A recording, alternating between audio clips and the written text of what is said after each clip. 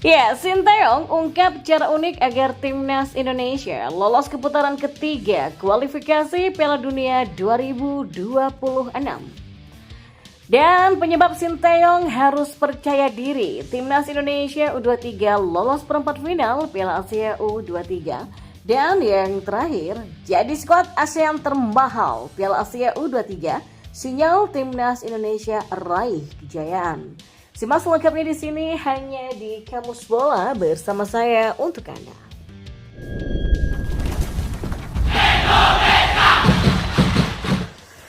Ya, pelatih timnas Indonesia Sinteyong curhat kepada media Korea Selatan soal bagaimana cara agar dia bisa membawa skuad Garuda untuk lolos ke putaran ketiga kualifikasi Piala Dunia 2026 zona Asia.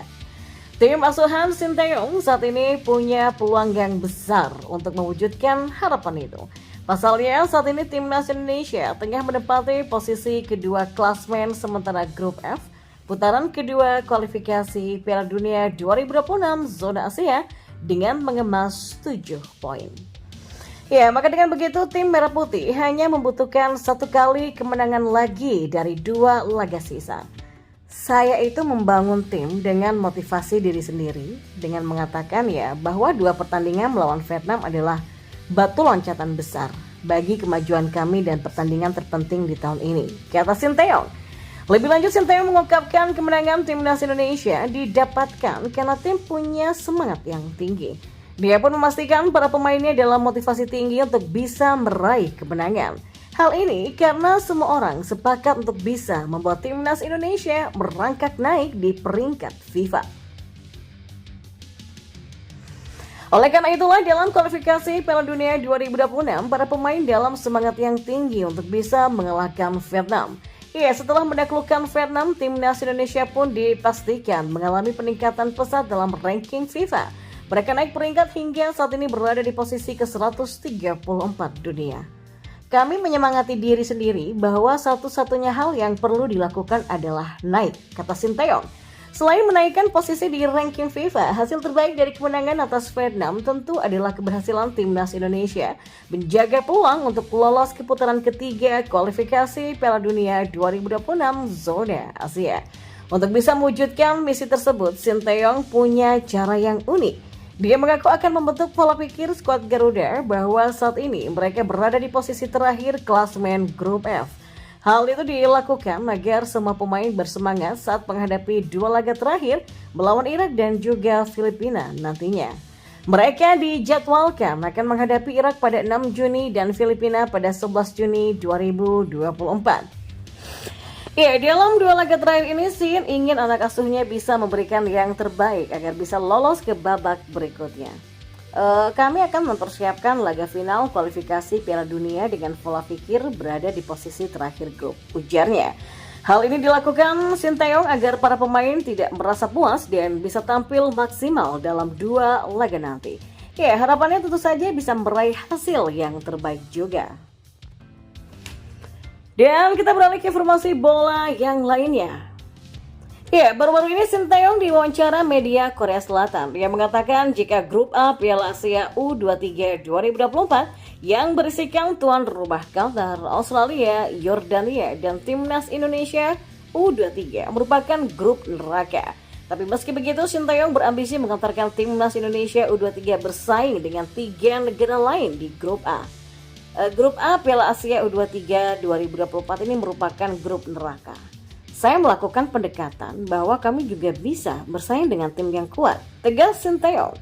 Melihat kekuatan sekarang yang didominasi oleh 10 pemain jebolan Piala Asia 2023, timnas Indonesia U23 punya peluang bersaing finish 2 besar grup A demi lolos perempat final Piala Asia U23 2024.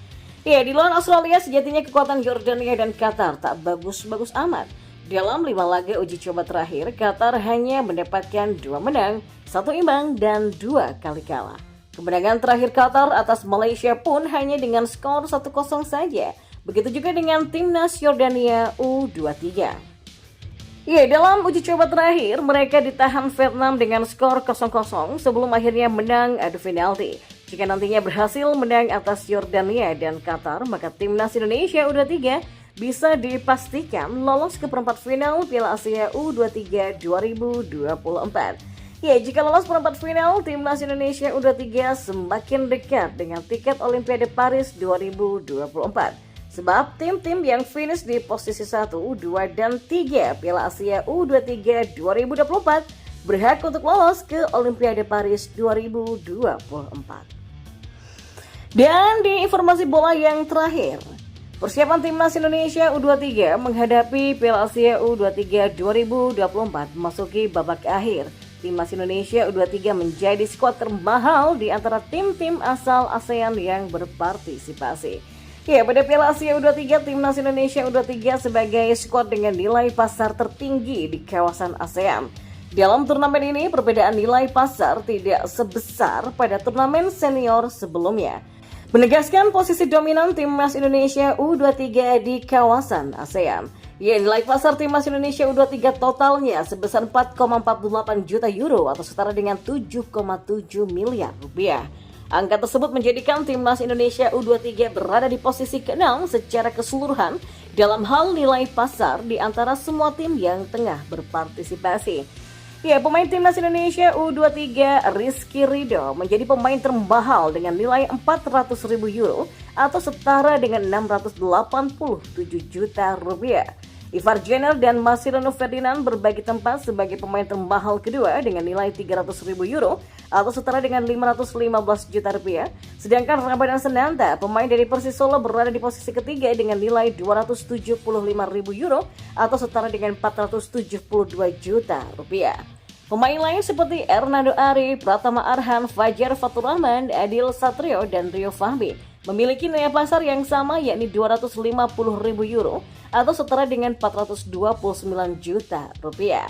Nah, di kawasan ASEAN, Vietnam, Thailand, dan Malaysia juga berpartisipasi di Piala Asia U23. Mereka juga berupaya merebut tiket menuju Olimpiade 2024 Paris. Namun, jika dibandingkan dengan timnas Indonesia U23, ketiga tim tersebut punya nilai pasar yang jauh lebih rendah. Vietnam yang merupakan salah satu pesaing kuat di kawasan ASEAN memiliki nilai pasar 2,34 juta euro atau setara dengan 4 miliar rupiah saja. Thailand yang selalu menjadi rival tradisional timnas Indonesia punya nilai pasar hampir yang sama dengan Vietnam, yakni 2,03 juta euro atau setara dengan 3,49 miliar rupiah. Sementara itu Malaysia yang sering menjadi lawan yang sulit bagi timnas Indonesia juga memiliki nilai pasar paling rendah di antara ketiga negara tersebut dengan total 1,98 juta euro atau setara dengan 3 miliar 4 juta rupiah. Dan meski begitu, Malaysia bukan tim yang punya nilai pasar paling rendah di Piala Asia U23. Jordania, salah satu peserta dari luar kawasan ASEAN, justru memiliki nilai pasar yang lebih rendah dari Malaysia, yakni hanya 1,9 miliar saja.